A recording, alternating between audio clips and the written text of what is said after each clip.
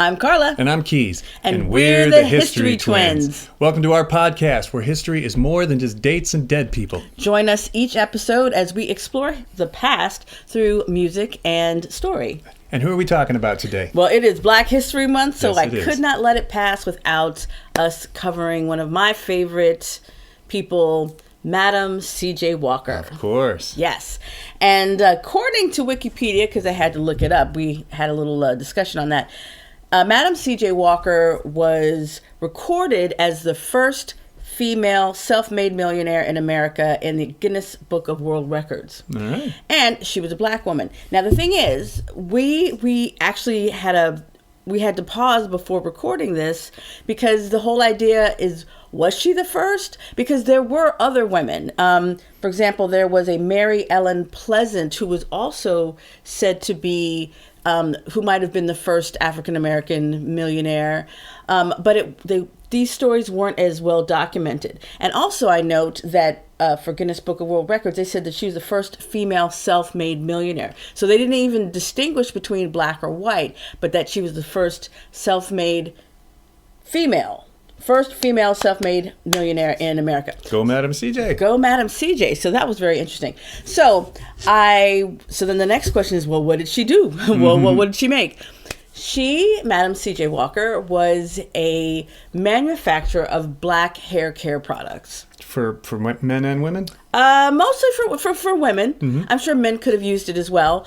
But let's go a little history, and then I want to talk about how she made her fortune. Okay, let's do it. So, and one little caveat. Mm-hmm. We know this story because this month was one of the stories that we have been portraying as Carla and Keyes. We do a lot of shows for schools and Libraries. Exactly, and other historical organizations. So we do a show called An Afternoon with Madam C.J. Walker. I play Madam C.J. Walker. I play the afternoon. You play Enrico Caruso, but we'll get to that. We'll get to that as well. So Madam C.J. Walker, so how we set it up, we have Madam C.J. Walker telling her life story, and one of the first things that we learn is that she was the first of her family to be born free. And Enrico Caruso is from Italy, and he doesn't necessarily know the history of American history. Maybe we should explain why Enrico Caruso is part of this. Oh, sure. Well, Enrico Caruso has the interesting footnote in history as the person who named Madam C.J. Walker's home. Mm-hmm. So Villa Laurel, which is in Irvington, New York. So this is also New York history. Mm-hmm. So we'll get into that as well. But the whole reason why Enrico Caruso is in this story is because he named her house. So this was a perfect opportunity that we had to tell Madam C.J. Walker's story she was able to tell it to a guest in her home who was Enrico Caruso. And then, you look like you, so you could play Enrico Caruso and I could play Madam C.J. Walker. Okay, so backstory complete. So she was the first of her family to be born free. And by born free, meaning she was born December 23rd, 1867, which was 2 years after the Emancipation Proclamation. So for many of you listening or watching our podcast, you probably already know about the Emancipation Proclamation, which freed the slaves. So we don't have to go into all that history here, but you can definitely look it up if you want more information. So the beauty of being born, of Madam C.J. Walker's being born after the Emancipation Proclamation, was that she was born free. And up until that point, her family, which was kind of large, they had been slaves on the Burney plantation in Louisiana. Now, the thing is, once free slaves were free, enslaved people were freed, they were not out of the woods yet. And as farming was everything that they knew, all that, that was their main thing, they became sharecroppers. So sharecropping was a practice where farmers were able to grow crops on someone else's land. Right. But the practice is also not so great. It doesn't go in the favor of the farmer. Absolutely not. So if there's bad years or bad crops, they still owe the money or crops or something. They owe money for the land they've been growing on. Exactly. So they're just only deeper and deeper in debt. Right. So there's no way for a sharecropper to really get themselves out of that debt. Not to mention, there were things like the yellow fever epidemic, and there was cholera. Long story short, Sarah, oh, by the way, yes. Right. Madam C.J. Walker, she did not come to Earth. She did not sprout as Madam C.J. Walker. She was born Sarah Breedlove. That's right. So Sarah Breedlove was her original name when she was born December 23rd, 1867. So when she was 7 years old, Sarah's parents died. So after all of this hard work that they did as sharecroppers, there was the yellow fever and the cholera epidemics. 2 epidemics, not just and one. We're not sure which one killed them. Yeah, we're not sure. But after all of that, her parents did not make it. So at the age of 7, Sarah, well, first her brother, she had older, like at least four brothers. They moved to St. Louis, Missouri. And because we said this was in Louisiana, where the plantation was in Louisiana. Plantation was in Louisiana. And Sarah moved in with her sister Lavinia. And Lavinia was married to some cruel guy. You know, he wasn't really nice. We know that much. So, and also at the age of 7, she still had to earn her own keep. So she was a domestic servant in someone's home at the age of 7. So she's been working hard, known for hard work since a very, very young age.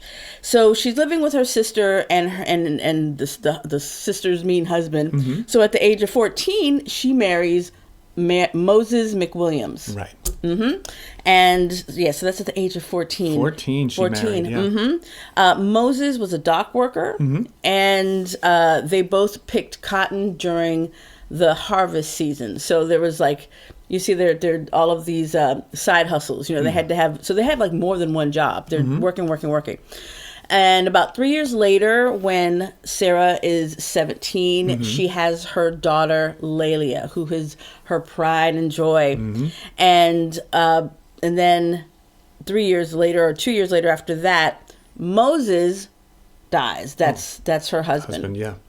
So at that point, Sarah moves to St. Louis to be with her brothers. And her brothers, they were barbers. So at this point, her brothers became barbers in St. Louis, Missouri. And the thing that she mentioned that I was reading about, that she had been, remember, all this time in Louisiana, small town. In St. Louis, they had street lights, they had tall buildings, they had restaurants. This was, culture shock. City. Yeah, it's a city. She had never been exposed to anything like this. And then for all this wondrousness of the city, the only job that she could find at this time was a live-in maid. Right. A live-in maid. But when you have a child, you aren't necessarily able to bring your kid with you. Not as a live-in maid. No, not as a live-in maid. So what Sarah ended up doing, she had to put her daughter Lelia in an orphanage, which is, I just can't even imagine. To fathom, I can't even imagine what that must have been like. However, the ladies at the orphanage were very kind, and they basically fostered her daughter Lelia. And then let's see. Well, she could visit on her day off. A half day off. Yeah. She had a half day off because she was a live-in maid. So for that half day, that's when she could go and visit her own daughter. And that was Sunday afternoon. That was Sunday afternoon. She would get to visit her daughter. And another thing, though, that Sarah would do in St. Louis, she attended the St. Paul AME Church. Right. Yes. And she was very inspired by this place. Yes, she was. But they taught her something. They taught her how to read. Yes. Because remember, as slaves, and actually not even just being an enslaved person, when there had been a school but for whatever reason, it closed. So, and it didn't stay open, put it that way. So up until this point, up until, what did we say she was? She's at least 20 at this point. Sarah had only had 3 months of schooling. Only 3, and she could not read. So now she goes to the St. Paul AME Church and in St. Louis, and she is surrounded by people of color who are successful, and she had never seen that. That was like a quote. She's like, I'd seen something she'd never seen before. Successful Black people. So she was surrounded with women with beautiful hats and clothes and shoes, and their hair was done really well. And then there were the men, and they had their smart suits, and they didn't look down on her, which is very interesting. Like they're like, who are you? They didn't do that. Instead, the people at this church had a motto which stayed with her for the rest of her life, and it was lifting as we climb. And what that was all about was that as their lives improved, the people of this church, this congregation, they believed that as their lives improved, it was their duty to help the lives of other people, which was amazing. So she learned how to read, and she was able to learn how to read and come up, and also while she was at this church, and while she was the live-in maid, she was also able to save up her money. Right. So, but also around this time, she saved up her money, and she took Lelia out of the orphanage, and she sent her to school. So she sent her to a good school, so that way she could afford to, to make sure that her daughter had an education. Right. So also around this time, Sarah Breedlove, she wanted to give back because she felt that this church had done so much for her. She understood need. So she had heard about this family, this local family that had, they were running into financial issues. So she said, okay, I'm going to organize a bake sale. Right. Now, at this point, she was no longer a domestic. She was working, she had her own business. Oh, I suppose so. That's how she was able to she saved money. Right, She got an apartment, and she started her business as a laundress. Yes.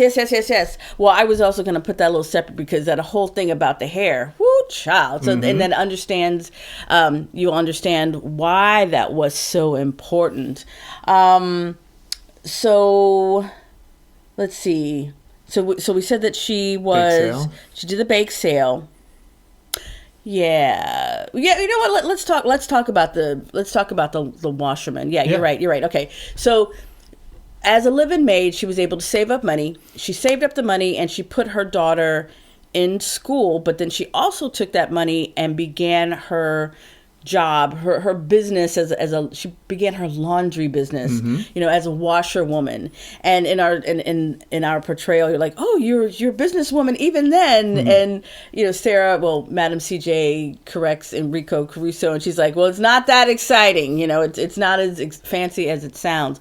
Because when we were doing the research for that story to know what exactly a washerwoman did, it was amazing. And I mean, not amazing in its hard brutalness of work. And it also sets up how she became, it's like the foundation of how she became Madam C.J. Walker. So imagine this, picture, dig if you will, the picture of this woman having, her job was she'd have like 2 large tubs. And this is before electricity. This is before running water. So she'd have one huge tub, and then she would have to fill it with buckets, go back and forth, and back and forth until it was filled. And then she'd have to heat these tubs so it was warm. And then she would wash the clothes in one of the tubs, and she would use lye soap. Right. Lye soap is spelled Lye. It was made out of wood ash. But the thing about lye soap, it's very caustic. It's very caustic, exactly. So it would be very harsh on her skin. It would probably break it out, but also her hair would fall out. So her hair started falling out because of this lye soap. Right. Okay. So now think about this. So she's washing all the clothes, and then she would have to rinse it out. She would rinse out the clothes, then she'd have to hang them up on the line. Remember, there's no dryers.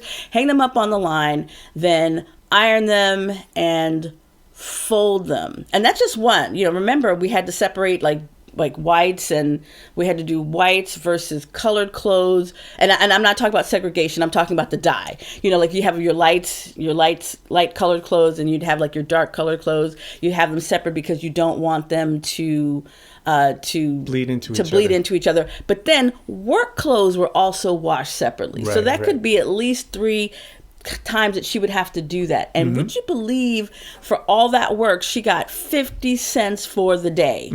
So she did this 6 days a week. And each day, it took her 1 day to do a family's clothing. Yes.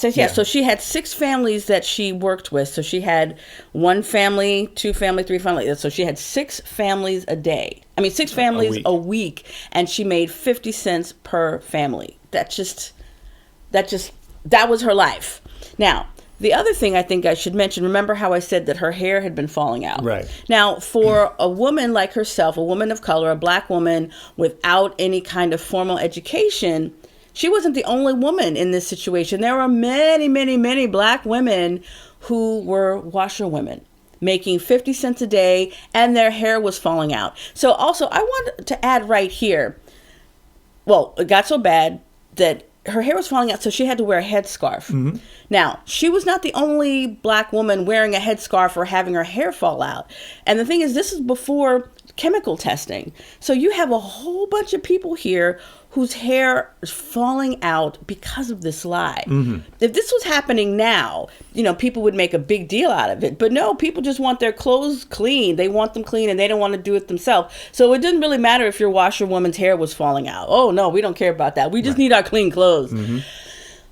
But that's another episode of Oprah. Anyway, so at this point, she's wearing a headscarf. That is also, as you said, this is the point when she runs this bake sale for the church. And it is successful. And it is so successful that the local paper sends a reporter to interview her. Yeah, so there she was being interviewed by this man, and apparently this man was well dressed. He wore a bow tie that matched his socks, nice clean looking brother, and he was really interested in what she had to say. And she was wearing her simple dress and her head wrap, and he was interested in what she did for the bake sale and for the church. And by the time the interview was over, or at least after it was over, he asked her out.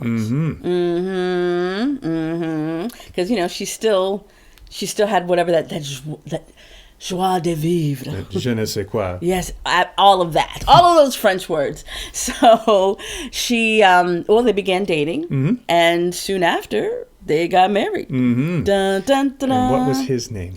Oh, well, it was Charles Joseph Walker. C.J. Walker.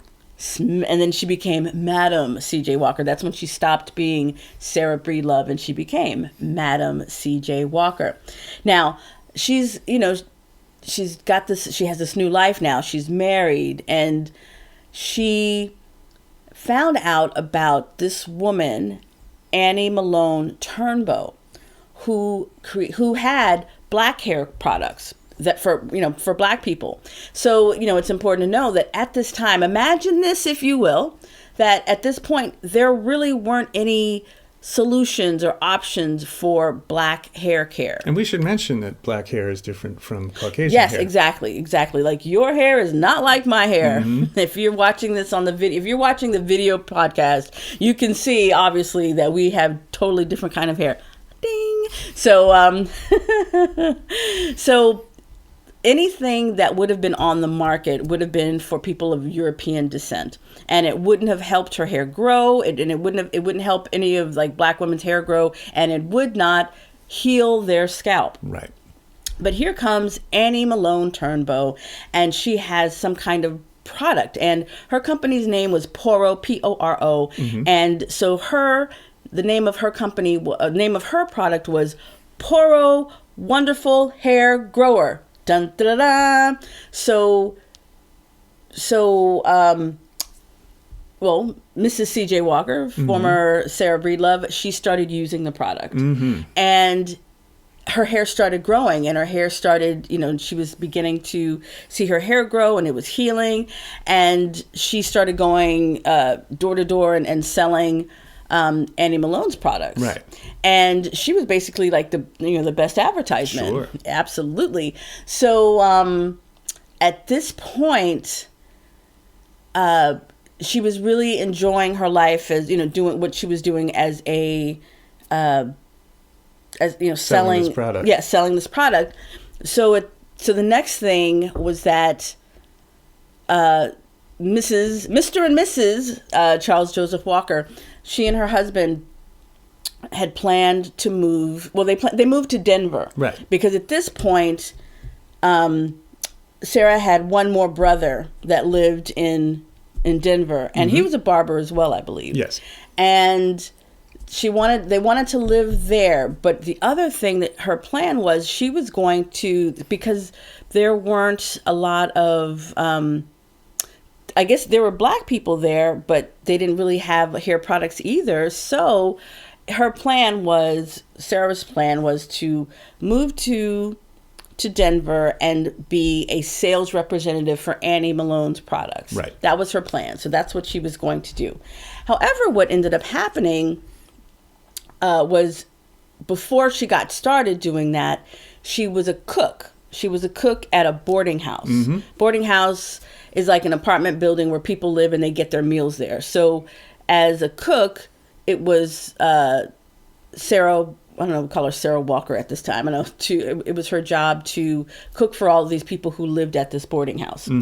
And she met one of the boarders, and one of the boarders, his name was Schultz, and he was a chemist. Right. So she would talk to him and ask him all kind of questions, and because of the conversations that they had, she decided that she would create her own hair growing product. Yeah. So she tested some different formulas, and she tested them on her own hair. She tested them on her sister-in-law's hair and her niece's hair. And then she decided that she was ready to sell this product as well. And what did she call that? She called it Madam C.J. Walker's Wonderful Hair Grower. I know, shocking lack of imagination, but whatever, it works. So Annie Turnbow did come after her. Yes. But, think about, and her... Sarah Walker, Madam C.J. Walker, her response is always,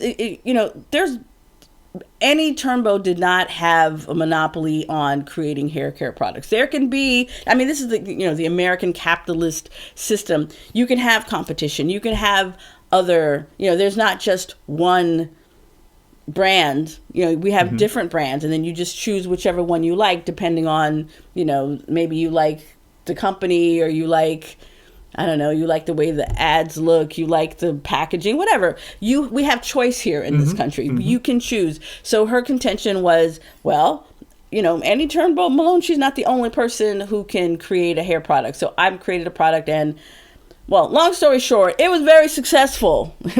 She went door to door. She sold her products. She was, again, her own best salesperson, and success was it went so well. She kept selling out of her product. Exactly. So then she realized there was only so much she could do if she's doing it by herself. So then she opened up a mail order business. Yes.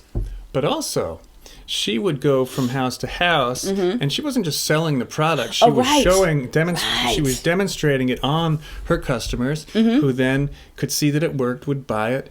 But beside the mail order business, she also began training other women to sell and use her product as well. Yeah, so and let's touch on that just for a second. She would demonstrate it on the customer's hair for free. But if someone was to do something with your hair and you like the way it looks, of course you're going to buy it. So that's how she would do her thing. She would do their hair for free, and then people would be like, oh my God, I gotta buy that. And then she taught other women how to do that. Right. So she cloned herself in that way. She taught other women how to do other women's hair, and then they would sell their products. So it got so big that she had to start a mail order business. That's right. And at this time, Lelia was out of school. So she had her daughter, Lelia, run that mail order business. So she was growing on two fronts, basically. Yes, absolutely, absolutely. So those door-to-door people, she called them the walker agents. Right. Dun dun dun. So then Denver is like too small because she's always thinking big. She's like, you know what? I need more. Okay, there's I got all the black people here. I need to go somewhere else. So she and her husband moved to Pittsburgh. Right. And they open up the Walker School. So that is a school where she teaches women how to do hair using her products. So she has the school with the salon, the hair salon where black women are, where people are getting their hair done. And then she still has those Walker agents. Right. So she had... They had a uniform. Yes, like the white blouses and black skirts, and they might have even had like a little briefcase, bag, yeah. So, she was redefining hair culture.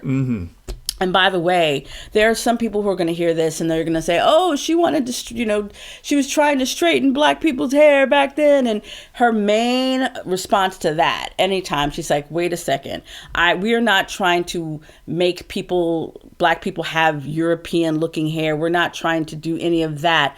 She's like, what's most important is hygiene.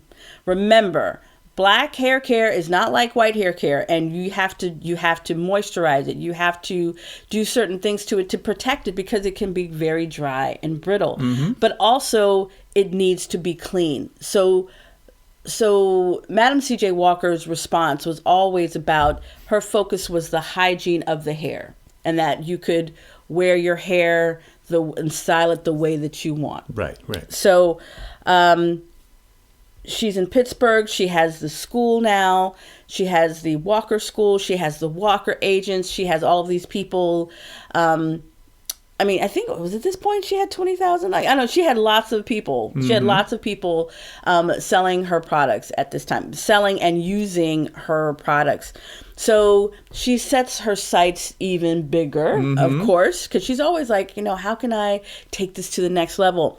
So she wants to meet Booker T. Washington. Right. And who was Booker T? Well, at this time, Booker T. Washington was the head. He was like one of the most well-known black men in the country. He was the head of the National Negro Business League. And what he did was he had a national Negro business conference like once a year. And he would get all these people into a room. He would have black business owners give speeches, and there'd be other black business owners in the audience. So it'd be it's a conference, a convention. Yeah. And Madam C.J. Walker, she wanted to speak. She thought, what? I have a story that needs to be told, and I want to tell it. So she writes to Booker T. Washington, and she's like, I want to tell my story, blah, blah, blah. And what happens? He turns her down. So I know. And Booker T had some opinions about that. So one of the opinions was that he felt that a woman's hair was like hair care products was frivolous. He also thought it was whitewashing. Like he also thought that it was helping black women to try to look white, which again, that's another Oprah episode. But her thought was hair care products for black women, it's not frivolous. And one of the things that she would say was that, in the Bible, it says that a woman's hair is her crown of glory.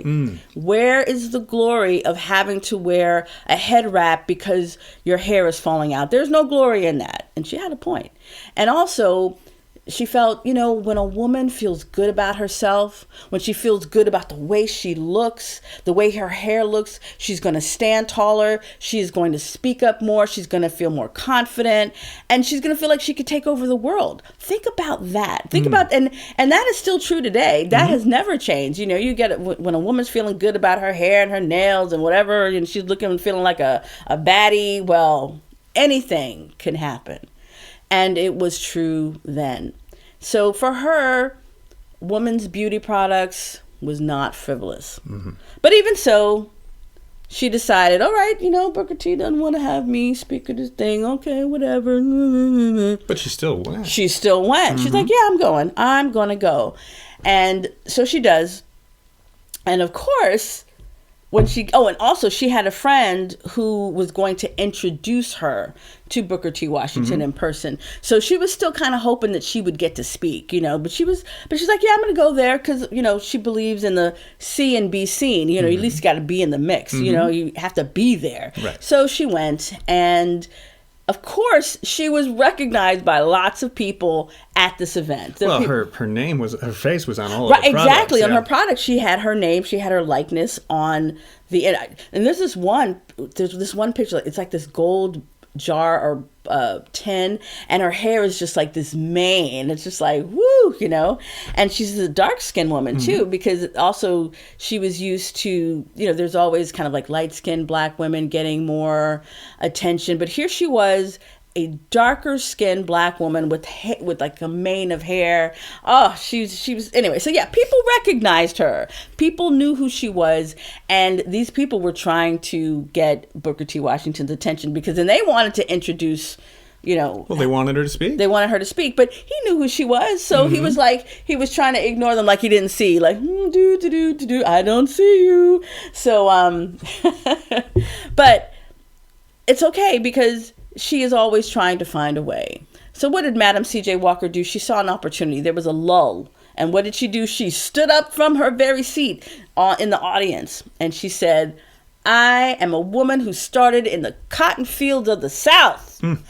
Exactly. I love that. Well, I am a woman who started from the cotton fields in the South. And from there, I became a washerwoman. Washerwoman? Yeah. From there, I became to the wash tub. From there, I promoted myself to cook. And from there, I became a manufacturer of women's hair care beauty products. I have built my own factory on my own ground, and I plan to provide opportunities for black people. And she got a standing ovation. Yes, she did. As she should. So then, well, she couldn't be ignored. So what happened? Also, in addition to that, getting that standing ovation, the next year, Booker T. Washington had her give a keynote speech the next year. Keynote, exactly. So, take that.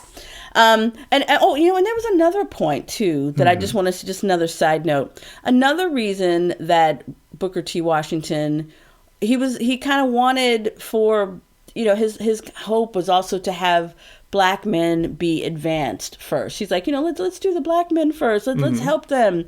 But, the thing about Madam C.J. Walker, when she grew and as her business grew, she wanted to help everyone. She helped women for sure. Lifting as we climb. Exactly, lifting as we climb. But she also wanted to help the community at large. So, speaking of that, her business was growing. She's got people all over the country and even in the Caribbean. She wants to help lift other people. She wants to impact. But you know what? Before we do that, how about we have a little clip of our show? Let's do that. Okay. Most of the washerwomen had that same problem. So there was a whole bunch of women who were washerwomen, and their hair was falling out. Was there nothing that could be done? Not at that time. The only kind of products we had for hair would have been products for people of like your hair, of European descent. So your hair and my hair are different. Oh yes, your hair and my hair are totally different. So anything that would have been on the market would have been used, that it would not have done anything for my hair, and it definitely would not have healed my scalp. I see. Yes. So you had your hair wrapped. Yes, so I had my hair wrapped, and then I would have like really old clothes, but that didn't stop these people from being so very kind to me. They had a motto, lifting as we climb. They believed that as they grew, as they improved their life, it was their job to help other people also improve their lives. Oh, what a wonderful sentiment. Yes, it is a wonderful sentiment. And okay, that was fun. That was fun. So, as we were saying, Sarah, well, Madam C.J. Walker, as she's known, her business has grown, and she wants to lift as she climbs. Right. So one of the things that she does is she hears about this fundraising campaign going on for the YMCA, which this was in New York, right? I'm not sure. I don't remember where this was. I don't think she had. I think she had moved to New York at this point. Had she? She had. Okay. All right. Well, all I can remember right now is that she wanted to help this fundraiser for the YMCA, and that was the Young Men's Christian Association. And she asked to be in on a planning committee. You know, she's like, she wants to be involved. And they were like, well, you know, women really don't need to be involved in these kind of things. You know, we should just, you know, blah, blah, blah. So she was like, oh, it's like that, huh? All right. So on the last day of the campaign, what does she do? She pledges $1,000 to build the new building, which at this point was a significant amount of money. That was a significant amount of money. And they were like, oh, Mrs. C.J. Walker, oh, what is your secret? And she said, I believe in black women. There you go. So another thing that she was also able to do was donate to the NAACP, which is National Association for the Advancement of Colored People. Because remember, she is all about advancing her people. And for her, it wasn't enough to have, you know, jewels and houses and all these things. I mean, she even had a top-of-the-line Ford Model T car that she drove. There's a picture. If you look on her book, there's a biography, On My Own Ground. Right. It's colorized, but it's a picture of her and her friends, and she's driving her car. Yes, and I'm like, okay. So you didn't see many people that look like her doing the things she did. But even so, it wasn't enough for her to just have nice clothes and jewelry and all those things. She liked those things, yes. But she also wanted to help her people advance. She wanted to help her people grow. And that's one of the things I love about her. Well, let's talk about her time in New York and how she got there. Oh, well, her daughter, Lelia, you know, we keep talking about her pride and joy, had moved to Harlem. And Lelia went back to her mom, you know, Madam C.J. Walker, and said, you know, you need to be here. Because Madam C.J. Walker products need to be here, because Harlem and New York City had become the center of black culture in the United States. So people were moving there and living there who were black, and they were intelligent and vibrant. They had dancers and writers and business people, and it was a place where black people could grow and be seen and just do more than just survive. So Lelia said, you need to have a presence here. Madam C.J. Walker products need to have a presence in Harlem, New York City. And what a presence. She bought not one brownstone, but two. Right, that's right. So she bought 2 brownstone buildings in Harlem that were right next to each other. And then for the bottom floor, she opened up a hair salon, a Walker hair salon, where women could get their hair done, and also other people could get trained to become Walker hair salon agents, or also the culturists. Culturists, there you go. That was the word she used. Yes, the beauty culturists, exactly. And then on that next floor, that second floor, that was Lelia's apartment. So Lelia had apartment. Wow, so that whole floor, apartment, which was like 2 brownstone buildings. Yeah. We're talking money here. Can I tell you?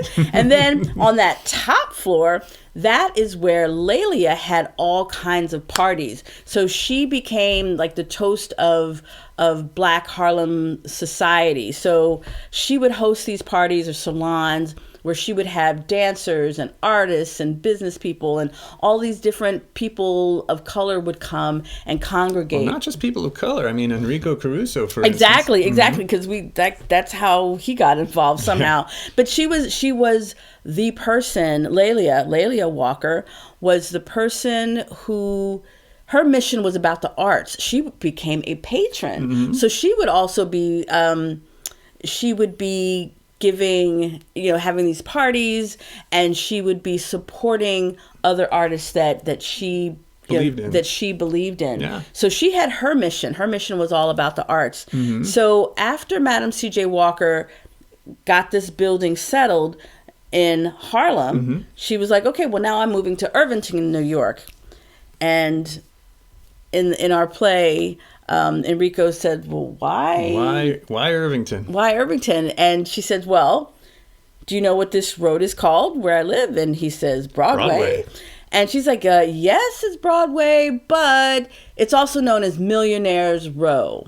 And, am I not a millionaire? And it was really interesting because when you start to think about the people who also lived on this road, on the street. So there was John Jacob Astor, who was the wealthiest man in America. Yeah. He had a place on that row. There was also Jay Gould, who was a railroad tycoon. That's right. He was there. John D. Rockefeller also had a place nearby. So Washington Irving's family, yes. So Madam C.J. Walker was like, am I not a millionaire? I deserve to be here too. Dun, dun, dun. And she didn't build her house like far back from the road as the others had done. No, she did not. She made sure that people could see her. And I think I should note that there was actually like a law, for example, saying that Jewish people could not live there, that they could not build. But they did not say anything about black people. Think about that. They underestimated black people to the point where they didn't have a law there. So she was like, well, I'm gonna build my house here. They didn't say anything about me. So she has her house built there. And as it's being built, we'll talk about the architect in a second, but when she had it built, people saw her and they thought that she was the maid of whoever, but like, no, it is Madam C.J. Walker. Thank you very much. So she had this house built from scratch. She hired Verner Woodson Tandy, who was the first, I think he was the first black architect in the United States and the first one registered in New York State. And she had Mr. Tandy design this Italian style villa right on the road in Irvington. It still stands. You can see it today. Yeah. And because also one of the reasons why she put it there was because she would have these huge conventions for her agents. So once a year she would have all the women come to her place so she could have like her annual convention. So she would invite people over. So that was why she wanted to have this large house that where she could entertain. It's no longer available. It's no longer open to the public, but you can at least pass it right now. And we visited it. Sure. Yeah. We made our pilgrim. Yeah. Outside. Yeah. We went, we took some selfies. Okay. I took some selfies, but yes. So I took pictures of you. Oh, well, there you go. Okay. So. So that was we made a pilgrimage there, and that was really lovely just to see, like, wow, this is where she lived. And but another thing that was very interesting about her, so here she is, she has this house and she's got a piano and she has a pipe organ because she thought that, every house. Why not? Why not? Exactly. But getting that particular that organ was an issue because they put the order in, but once the SD organ people found out that she was a black woman, they canceled the order because they thought that a black woman would not be able to pay for it, would not be able to afford it. So I'm sure she made some kind of stink, but they went and looked her up. So they had to go and find out, well, who is this Madam C.J. Walker? Who is this black woman that wants to, that knows about such things as organs? Who is she? And they found out that, oh, she's Madam C.J. Walker. She's the magnate of black hair care products. Well, okay then. So she got her organ. Mm-hmm. So, but also, I think this was a quote that she said she wanted to make that, when you asked that question, like all of those other millionaires, their houses were like far back. Yeah. She wanted people to see her. Oh, yeah. And so it's something like, make sure that they see my black ass. Mm. So she knew that she was going to be seen, and she wanted to be seen. She wanted to provide that representation that we all crave. Mm. So, there you go. So how we all come back to Enrico, and what is Enrico Caruso doing at this, doing in this show, or just what does he have to do with Madam C.J. Walker? Well, Enrico Caruso, if you don't know, he was a world famous opera singer. He was from Italy, and he sang, he was a principal performer at one point at the Metropolitan. Well, he sang all over the world. Oh, yes, all absolutely. All the major opera houses. Yes. He was a superstar. He was a superstar. And we're pretty sure that Lelia, who was a patron of the arts, probably had something to do. She probably made that connection because she knew all kinds of people in the arts. So Enrico Caruso somehow found his way to Madam C.J. Walker's home, and he admired the house because it looked like the houses that, in his native hometown. And his home, what was the name of his home? His home had a name. It was Villa Belleguardo. Which is a lovely name. It is. And so in our story, Enrico asks Madam C.J. Walker, well, what is the name of your villa? What is the name of your home? And she doesn't have a name. And he says, well, every villa has a name. Exactly.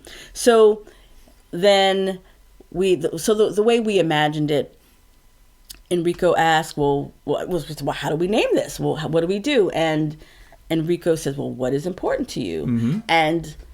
And she says, my daughter, Lelia, she's my pride and joy. And her full name is Lelia Walker Robinson. What can we do with that? And then he comes up with Le Waro. So the first two letters of each of those names. Le Waro. Villa Le Waro. Which is what it's known as to this day. Yes, to this day. So Enrico Caruso, he has like teeny tiny footnote in the life of Madam C.J. Walker, except that he named her home that is in Irvington, New York, to this very day. So if you happen to be listening to this and you ever want to drive by, you can at least drive by. It's not open to the Route public. 9, yeah. That's right. It's right there. You can't miss it. If you know where you're looking, it's right there. There's even like a little sign, one of those little historical markers. Yeah, the little historical markers that is there as well. So Madam C.J. Walker, her legacy lives today, and you had even mentioned that I think Unilever, they had bought they had licensed the rights to her name, so there may be coming out at some point in the future with a new Madam CJ line of products. It may not be the same formula, but this is what I read. Yeah, probably. Yeah, I imagine so many years ago, because she died in 1919. I think, or 18. 1918. Yeah, I think that might have been at 1918. So she probably So I would imagine it would be a different formulation. Right. But so many things hadn't even been invented since then. So maybe it'll even be better. Yeah. So that is our story of Madam C.J. Walker. And now that you know. You know.